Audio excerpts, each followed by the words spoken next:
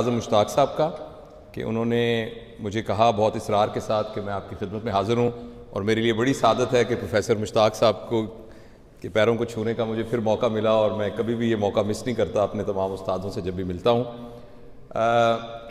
मैं मुश्ताक साहब ने ये कहा था, आज़म मुश्ताक साहब ने, कि आपके पास 10 मिनट हैं और 10 मिनट में आपने मेडिकल के अलावा कोई और बात करनी है। तो अभी मैं रास्ते में सोचता आ रहा था कि मैं आपसे क्या बात करूं, तो मुझे याद आया कि आजकल ये व्हाट्सएप का दौर है और बहुत सारी बातें जो दुनिया में होती हैं वो सब तक पहुंच जाती हैं। तो एक बहुत बड़ी स्टडी हार्वर्ड यूनिवर्सिटी में हुई रिसेंटली क्या अभी भी चल रही है और पिछले 70-75 साल से चल रही है। उसमें उन्होंने हार्वर्ड के जो टॉप ग्रेजुएट्स थे उन सबको लॉन्गिट्यूडनली फॉलो किया, और 70-75 साल हो गए वो स्टडी चल रही है। उसमें से बहुत से लोग ऐसे थे कि जो वहाँ अमेरिका के प्रेसिडेंट बने, 2-3 तो अमेरिका के प्रेसिडेंट बने, कुछ एस्ट्रोनॉट्स बने, कुछ साइंटिस्ट बने, कुछ लोग ऐसे थे जिन्होंने नोबेल प्राइज़ हासिल किया, और कुछ लोग ऐसे थे कि वो कन्विक्ट हुए और जेलों में भी रहे। कुछ ऐसे लोग भी थे जिन्होंने खुदकुशियाँ की, और कुछ लोग थे जो आर्टिस्ट बने। तो उन सब की लाइफ को उन्होंने स्टडी करके ये देखा कि उनमें से खुश कौन था और कौन नाखुश था। तो आप हैरान होंगे कि उस सारी स्टडी के नतीजे में जो सेंस ऑफ वेल बीइंग है और हैप्पीनेस है और जो एक मुतमईन ज़िंदगी है, उसका जब क्राइटेरिया देखा गया तो उसमें एक चीज़ कॉमन थी, और वो कॉमन चीज़ पैसा नहीं थी, वो ओहदा नहीं था, वो डिग्री नहीं थी, वो तालीम नहीं थी, वो बच्चों की तादाद नहीं थी, वो बच्चों की सक्सेस नहीं थी।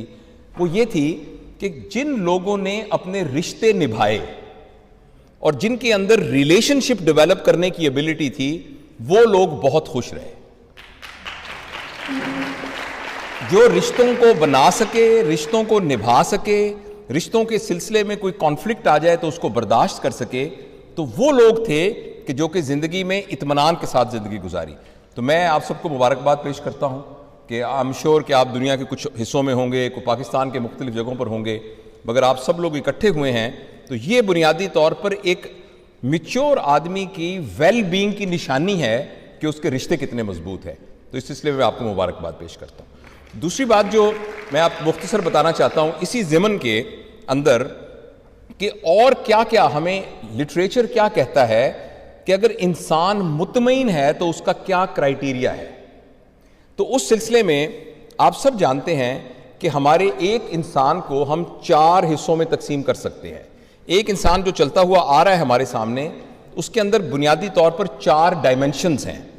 उसकी एक डायमेंशन उसकी फिजिकल डायमेंशन है, और उसको मेजर किया जा सकता है PQ से, विच इज़ फिजिकल कोशेंट, जिसका मतलब ये कि आदमी की बॉडी कितनी सेहतमंद है।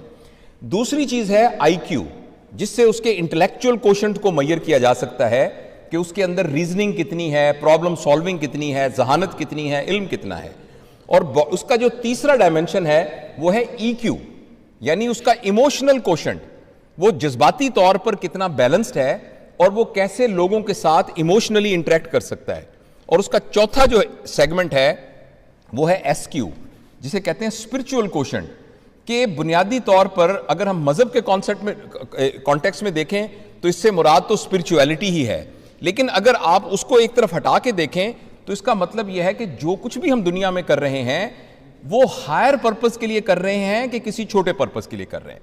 तो मैं अगले 5-7 मिनट में आप इन चारों डायमेंशंस में क्या चीज हो तो हम कामयाब इंसान हैं और मुतमईन इंसान हैं, वो मैं आपको बताने की कोशिश करूंगा। And I promise that I will not take more than 5-7 minutes for that. देखिए, सेहत को बेहतर करने के लिए, क्योंकि ये बुनियादी है, अगर आपकी सेहत ठीक नहीं है तो आप नमाज को भी नहीं इंजॉय कर सकते। अगर आपकी सेहत ठीक नहीं है, अपनी पढ़ाई को भी नहीं कर सकते, अपनी नींद को भी नहीं कर सकते, अपने रिलेशंस को भी नहीं कर सकते इंजॉय। तो PQ को बेहतर करने के लिए बुनियादी तौर पर लिटरेचर ये कहता है कि आपको 4 चीजें चाहिए। नंबर 1, आप क्या खाते हैं। तो अपने खाने के, जैसे पेट्रोल गाड़ी में अगर सही डलेगा तो गाड़ी ठीक चलेगी, अगर वो डीजल से चलने वाली गाड़ी है आप उसमें पेट्रोल डाल देंगे तो गाड़ी बैठ जाएगी। इस तरह हमारी बॉडी में क्या खुराक अंदर जाती है, इसको हमें अपने मद्देनजर रखना चाहिए। और मैं इस तफसील में नहीं जाता, सारे आप मेडिकल प्रोफेशन के हैं। हम अक्सर जरूरत से ज्यादा खाते हैं, अक्सर वो चीजें खाते हैं जो खाने वाली नहीं होती, और अक्सर बे टाइम पर खाते हैं। तो इंशाल्लाह इसको फिर डिटेल में करूंगा। मैं सिर्फ टच ये करना चाह रहा हूं कि इस बात का ख्याल रखना चाहिए कि जो चीज हम अंदर खा रहे हैं वो प्रॉपर पेट्रोल है कि नहीं। नंबर 2, अहम चीज डेली एक्सरसाइज। जैसे जैसे हमारी उम्र ज्यादा होती जाती है वैसे हमारी बॉडी को डेली वर्कआउट की बहुत जरूरत है। तो 24 घंटों में से कम 1 घंटा जरूर निकालना चाहिए जिसमें अपना वर्कआउट करें। तीसरा है साउंड स्लीप। हम काम के चक्करों में बाजुकात प्रॉपर तरीके से सोते ही नहीं है, और सही कम से कम 6 से 8 घंटे तक रोजाना सोना यह बहुत जरूरी है। और चौथी चीज जो PQ के लिए बहुत जरूरी है वो है लेजर टाइम। लेजर टाइम वो है जो आपका इस वक्त लेजर टाइम है, जिसमें कोई काम नहीं है, कोई प्रैक्टिस नहीं है, कोई बिजनेस नहीं है, कोई और जरूरत नहीं है। बगैर वजह के दोस्तों के साथ बैठना, गप्पे मारना, किसी की बैठक में चले जाना, ड्राइंग रूम में चले जाना, लेजर टाइम। तो अगर आप अपनी सेहत को बेहतर रखना चाहते हैं तो ये 4 चीजें पैरामीटर्स हैं। अगर आप इन 4 चीजों पर रहेंगे तो आपका PQ बेहतर होगा, यानी आपका 25% आप कामयाब होंगे। दूसरा है IQ। IQ के लिए यह है कि रोजाना हम सीख रहे हों, कुछ ना कुछ सीख रहे हों। हम कभी भी स्टूडेंट बनना ना छोड़ें, चाहे वो कॉग्निटिव डोमेन हो, चाहे वो स्किल डोमेन हो, चाहे वो एटीट्यूडनल डोमेन हो।